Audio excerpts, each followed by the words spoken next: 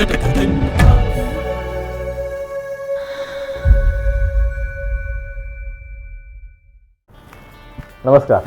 मी प्रशांत कदम. प्रवीणा music या आमच्या चॅनलवर आपल्या सर्वांचं मनपूर्वक स्वागत करतो. प्रवीणा म्युझिक अर्थातच या चॅनलच्या मार्फत आम्ही आमचे काही सांगीतिक उपक्रम, मग त्यामध्ये म्युझिक जॅमिंग असतील, रेकॉर्डिंग्स असतील किंवा आमच्या संगीत मैफिली असतील, या सगळ्या पाठची प्रोसेस किंवा गमती जमती आम्ही आपल्यासोबत शेअर करणार आहोत. पण त्याचबरोबर आमचा अजून एक छोटासा प्रयत्न असणार आहे. तो म्हणजे आमच्या या कलाक्षेत्रामध्ये जे आमचे काही गुणी कलाकार आहेत त्यांच्याशी आम्ही संवाद साधणार आहोत. कारण त्यांच्या कलाक्षेत्रामध्ये ते खूप प्रवीण आहेत. त्यांचं या क्षेत्रातलं कार्य विशाल आहे आणि त्यांनी स्वतःला या कलाक्षेत्रामध्ये अर्पून घेतलेलं आहे. आणि म्हणूनच त्यांचा हा प्रवास तुमच्यासमोर आणण्याची ही सुवर्ण संधी आहे. आणि हे सगळं जाणून घेण्यासाठी तुम्हाला एकच करायचं आहे, आमच्या चॅनलला सबस्क्राईब करायचं आहे, त्याला लाईक करायचं आहे आणि तुमच्या मित्रपरिवारासोबत ते शेअर करायचं आहे.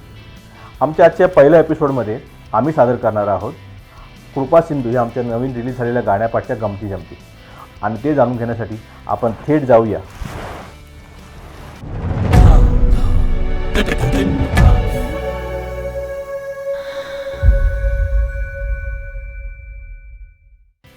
नमस्कार, मी अपर्णा बिवरकर. प्रवीणा म्युझिक तर्फे आपल्या सर्वांचं स्वागत करते. आत्ताच रिलीज झालेल्या कृपा सिंधू या भक्तिगीताच्या निमित्ताने आपण भेटलोच होतो. तुमच्या अतिशय कमी वेळात आलेल्या छान छान प्रतिक्रिया आम्हाला वाचायला मिळाल्या, ऐकायला मिळाल्या आणि खूप छान वाटलं. इतका छान उत्साह निर्माण झाला, प्रेरणा मिळाली आणि नवीन काही करण्याची जिद्द निर्माण झाली. त्यासाठी सर्वप्रथम मी आपले आभार मानते. कृपा सिंधू या भक्तिगीताच्या निमित्ताने आज आपण विशालशी संवाद साधणार आहोत आणि कृपा सिंधूच्या गमती जमती छान छान जाणून घेणार आहोत. तर आता गप्पा मारूयात विशालशी. नमस्कार. येस, आपण जास्त पल्हाळ न लावता डायरेक्ट विशालला सुरुवात करूया. कृपा सिंधू हे गाणं तुला का करावं असं वाटलं? अच्छा, का करावं असं वाटलं? खरं तर बघ, आपण क्रिएटिव्ह सगळं काही ना काहीतरी नेहमीच आपण करत असतो. ह्या येणाऱ्या दत्त जयंतीच्या निमित्ताने डोक्यात घोळत होतं की दत्त जयंतीच्या निमित्ताने एक गाणं आपल्यापर्यंत यावं किंवा करावं असं वाटत होतं. मग नंतर विचार केला की वेळ कसा काय आपण त्यात देऊ शकतो, कारण आपण सगळे खरंच आपण एक 10 दिवसामध्ये केलेलं हे गाणं आहे. कारण नोकरदार आपण सगळे आहोत. तर त्याच्यामध्ये वडिलांचं माझं गाणं आहे जे आत्ता आपल्यासमोर आलं. ते वडिलांनी खूप आधीपासून हे कंपोज करून ठेवलं होतं, लिहून ठेवलं होतं आणि मी त्यांच्याबरोबर जेव्हा सातसंगतीला कार्यक्रमामध्ये ते गायचे त्याच्यामध्ये, तर ते मला खूप आवडायचं. कारण मी स्वतः दत्तभक्त असल्यामुळे आणि त्या उदीचा जो महिमा आहे तो खरंच आम्ही अनुभवलेला असल्यामुळे, अनुभव घेतल्यामुळे ते मला खूप जवळचं वाटत होतं. आणि ती जी पप्पांची प्लस माझ्या आईची पण इच्छा होती की पप्पांचं एखादं गाणं आपण पब्लिश करायला पाहिजे. तर या सगळ्या गोष्टीमध्ये तो विचार आला आणि ते गाणं मला पप्पांकडनं शिकता आलं. क्या बात आहे. आणि मला असं वाटतं की म्हणजे तुझं आधीचं पण पांडुरंग आपण गाणं केलं, नाद पांडुरंग केलं होतं, तेव्हा तू एकट्याने गायलेलं ते गाणं. पण आता हे तुला असं का वाटलं की आपण हे डुएटच करायला पाहिजे? डुएट का करायला पाहिजे? ॲक्च्युली डुएट करण्यापाठीमागे जसं पप्पांकडे तुला मी म्हटलं की पप्पांकडे जाऊन गाणं मी शिकलो किंवा गाणं मी ते आत्मसात करायचा प्रयत्न केला. त्यावेळेला आपण आत्तापर्यंत जो अनुभव घेत आलो आहोत, आपण इतकी गाणी म्हटली असेल किंवा साथसंगत केली असेल, तर ह्या गाण्याचा एक स्थायी भाव आपण बघत गेलो. तर त्याच्यामध्ये असं वाटलं की हे एकट्याने सादर करण्याचं गाणं मला नाही वाटलं, स्वतःला असं वाटलं. आणि हा माझा विचार होता.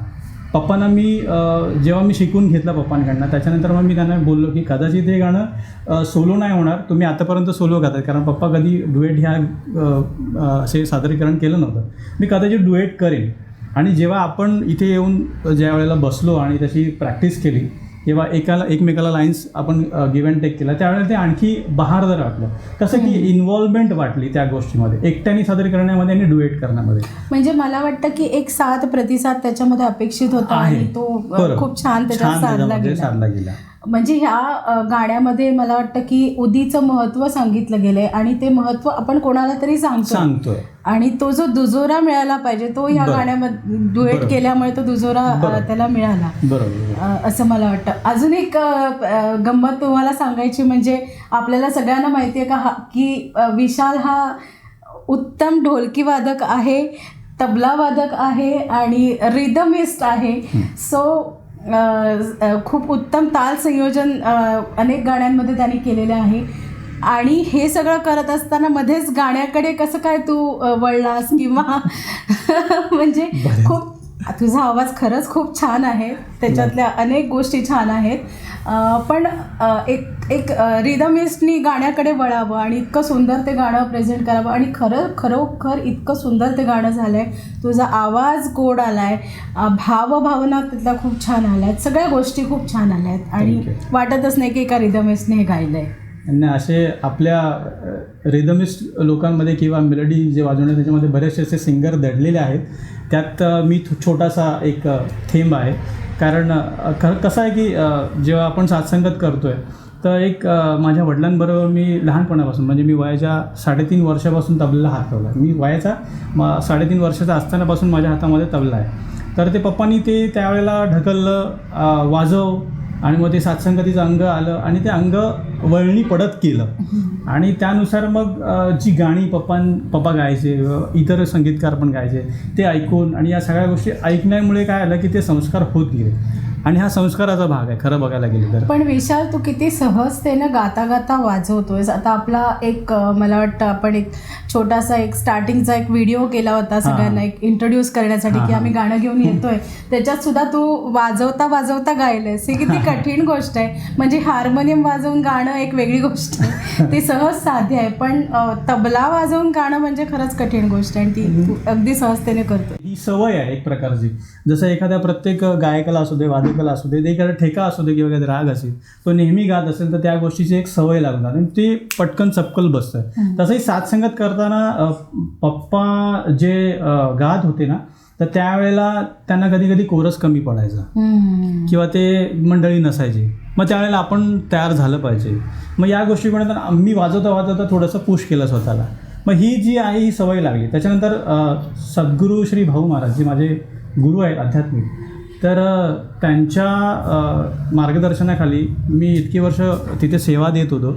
आणि एका सर्टन पॉईंटला तिथे प्रमुख पद आल्यानंतर ती एक जबाबदारी पडली. आता जबाबदारी आल्यानंतरचा एक जो वेगळा ऑरा तयार झाला, त्याच्यामध्ये मार्गदर्शन तर त्यांचं होतंच आणि प्लस आपण काहीतरी इनिशिएटिव्ह घेऊन त्या गोष्टी प्रकर्षाने स्वतःच थोडंसं आपण इनिशिएटिव्ह घ्यायला लागल्यानंतर ते आतले जे स्किल आहेत ते बाहेर यायला लागतात. आणि तसंच एखाद्या वेळे झालं आणि त्यात हे जे संगीत देणं असो किंवा गाणं म्हणणं असो किंवा ते वाजवता कोर्स देणं असो, तर एखाद्याच्या गाण्याला कमी पडत असेल तर आपण पण त्याला सहभाग देऊन ते गाणं किती चांगलं करताय ही जी सवय लागली आहे ना, त्याच्यामुळे हे घडतं आहे. आणि त्याच्या पाठीमागे महाराजांचाच आशीर्वाद आहे या सगळ्या गोष्टीला, हे मी मानतो आणि ते होऊन जातं असं आहे. विशाल, तुला असं का वाटलं की हे गाणं आपण प्रवीणासोबतच केलं पाहिजे? प्रवीणा, आता तुम्हाला प्रवीणा हा जो शब्द आहे, खरं तर आम्ही प्रशांत आपले जे आहेत त्यांनी तुम्हाला याचा छानसा अर्थ सांगितलाच आहे सुरुवातीला. परंतु माझ्या डोक्यामध्ये जेव्हा किंवा आमच्या डोक्यामध्ये जेव्हा हा प्रवीणा शब्द आला त्यावेळेला मी विचार केला की प्रशांत प्र, विशाल वी आणि अपर्णातला जो शेवटचा रणा, तो हा जोडून आपण प्रवीणा का करूया. आणि मग त्याच्यानंतर आम्ही पहिलाचं हे नाव झालंच आणि त्याच्यानंतर मग ह्याचे आम्ही अर्थ शोधायला लागलो की ह्याच्यामधून काय गर्भित अर्थ निघू शकतो. आणि तो तुम्हाला प्रशांतनी सांगितलाच असेल. तर प्रवीणा ग्रुपबरोबर का, कारण हे आमचं त्रिकूट आहे आणि इतर पण जी मंडळी आहेत जी खरंच खूप मातब्बर आहेत या सगळ्या गोष्टीमध्ये, खूप चांगलं संगीत देत आहेत, आमच्यापेक्षाही चांगलं संगीत देऊ शकतात. पण शेवटी वेळ हा खूप महत्त्वाचा आहे. आणि आम्ही ज्या वेळेला डिसाईड केलं त्यावेळेला आमच्याकडे खरंच कमी वेळ होता. आजही काही मंडळी आहेत जी फोन करून सांगतात, विशाल की प्लीज तू आम्हाला का नाही बोलत अशा वेळेला, मी ही सेवा देऊ शकलो असतो. अशी सेवा देणारी मंडळी खूप आहेत. कारण आम्ही हे जे करतो आहे हे काही सेवा देण्यासाठीच करतो, बाकीचा भाग तो सोडून द्या. खरं सांगायचं तर आपण खूप एकमेकांसोबत कम्फर्टेबल आहोतच. दुसरी गोष्ट, एकमेकांबद्दल आपल्याला सगळ्या गोष्टी कमी जास्ती ज्या आहेत त्या माहिती आहेत. आणि दुसरं म्हणजे आपण एकमेकांच्या ज्या कमी आहेत, उणीवा आहेत, त्या आपण भरून काढायचा प्रयत्न करत असतो. आणि सगळ्यात महत्त्वाची गोष्ट म्हणजे एका संगीतकाराला सॅटिस्फॅक्शन पाहिजे असतं की मला माझ्या मनासारखं झालंय. आणि ते प्रवीणा ग्रुप सोबत नेहमीच होतं मला असं बरोबर. वाटतं. आणि तो comfort zone आहे पुढे पुढचा प्रश्न विचारते की आता हे सगळं ही जी क्रिया आहे ती कशी घडत गेली, आपल्याला स्टुडिओ कसा मिळाला आणि आपण पुढे जाऊन हे आपण Shooting गाणं वगैरे. शूटिंग सुद्धा केलं पुढे जाऊन. त्या काही गमती जमती आम्हाला थोडक्यात सांगशील? खरं तर कसं गाणं आपण तर इथेच प्रॅक्टिस वगैरे या सगळ्या गोष्टीची झाली. स्टुडिओ बुक झाला आणि फार 11th आवरला तुषारला आम्ही फोन केला होता आणि त्यांनी पटकन डेट दिली. एका दिवसामध्ये तुषारचा शेड्यूल सेलेस्टा स्टुडिओ. हां, द सेलेस्टा स्टुडिओ. तर त्याला तो आमचा खूप मजेशीर मित्र आहे. त्याच्यानंतर त्यांनी लगेच डेट दिली. त्याच दिवसामध्ये आम्ही रिदम आणि सिंगिंग हे दोन्ही उरकलं. आणि तुमच्या मालवणीतल्या गमती जमती पूर्ण वेळ चालू असतात. मला पण शिकू खवया. शिकू भया शिकतो जमलंय. जमताला. त्याचे आमचे मालवणीतले पीजे वगैरे आमचे तुषार बरोबर खूप चालतात. त्यात प्रशांत पण इन्क्लूड होता आमच्याबरोबर थोडा.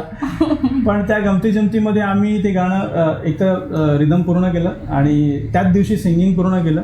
आणि प्रशांतनी ना अगदी कमी वेळात म्हणजे लिटरली मला वाटतं 2-1 तासामध्ये आणि म्युझिक वगैरे बांधलं असेल. खरंच खूप फास्ट फॉरवर्ड राऊंडमध्ये आम्ही हे केलेलं आहे. आणि लगेच दुसऱ्या दिवशी आपण शेड्यूल ठरवलं होतं शूटिंगला. खरं तर अमित घरातनी या गोष्टीसाठी थोडंसं आम्हाला हेल्प केली. त्यांचे शेजारी जे अलिबागचे शेजारचे आहेत वर्तक म्हणून फॅमिली, त्यांच्या इकडचं ते दत्त मंदिर आहे, खूप छान आहे. थोडंसं 100 वर्षापूर्वीचं दत्त मंदिर. हां, करेक्ट. आणि अतिशय सुरेख अशी मूर्ती आहे तिकडे. आणि अतिशय छान लोक सुद्धा आपल्याला मिळाली त्या यांनी, म्हणजे वर्तक फॅमिली. खरंच त्यांनी आम्हाला खूप सपोर्ट केला सगळ्या बाजूनी आणि हे शक्य झालं. बिलीव्ह नाही, आपण मला वाटतं 11:30 वाजता आम्ही पोहोचलो आणि 5पर्यंत आमचं पूर्ण झालं होतं शूटिंग करून. आणि काहीही मला असं वाटतं की आम्ही काही वायफळ काहीच शूट केलं नाही. जे एवढं आम्हाला पाहिजे होतं तेवढंच शूट केलं. कमी वेळामध्ये छान काम झालं आणि पटकन एडिटला गेलं गाणं. तर या सगळ्या गोष्टी इतक्या फास्ट फॉरवर्ड झाल्यात आम्हालाच माहिती नाही. खरं तर आम्ही या तिघांमध्येच काम केलं, म्हणजे प्रशांत, विशाल आणि अपर्णा, प्रवीणा. म्हणून आजचा जो मला असं वाटतं की हा जो विषय आहे की बरं ह्याच्यावरती ॲक्ट कोण करणार किंवा काय करणार किंवा कोण डान्स करणार किंवा काय काय गरज नाही आहे. हे ॲक्टर इकडेच बसले आहेत. जे जे स्किल आहेत ना ते असे आहेत. म्हणजे आता समजा प्रशांतचं गाणं असेल तर प्रशांत गाणं गात असेल तर मी व्हिडिओ शूटिंग करतो. मग ते अँगल्स ठरवतो त्या पद्धतीने व्हिडिओ शूटिंग. किंवा ही गाणार असेल की मी गाणार असेल तर प्रशांत. तर आता ह्या गाण्याची व्हिडिओ शूटिंग पूर्ण प्रशांतने केलेली आहे. तर या सगळ्या आणि एडिटिंग प्रशांत पण करतो, मी पण करतो, तर आणि ही पण करते. तर या सगळ्या स्किल्सला एकत्र करून आम्ही प्रत्येक गाणं आपल्यापर्यंत पोहोचवण्याचा प्रयत्न करतो. त्यात काही आमच्या कमी असतीलही, पण शेवटी भाग येतो जो आर्थिक. पण या सगळ्या गोष्टीमध्ये पैशाचं सोंग करता येत नाही. म्हणून आम्ही कुठेतरी आम्हाला या गोष्टीचं लिमिटेशन्स येतं. खरं तर खूप इच्छा असते की मोठ्या प्रमाणामध्ये छान अशा एन्व्हायरमेंटमध्ये किंवा छान अशा स्टुडिओमध्ये या सगळ्या गोष्टी मोठ्या प्रमाणात व्हाव्या. पण ठीक आहे, आता आमची सुरुवात आहे, बघू पुढे जाऊन आम्ही या सगळ्या गोष्टीकडे. या गाण्यामध्ये संपूर्ण रिदम विशालने गेला आहे. संगीत अरेंजमेंट, संगीताची अरेंजमेंट जी आहे ती प्रशांतने केलेली आहे. आणि अर्थातच मला गाणं विशालने शिकवलं. विशालने त्याच्या बाबांकडे गाणं शिकलं.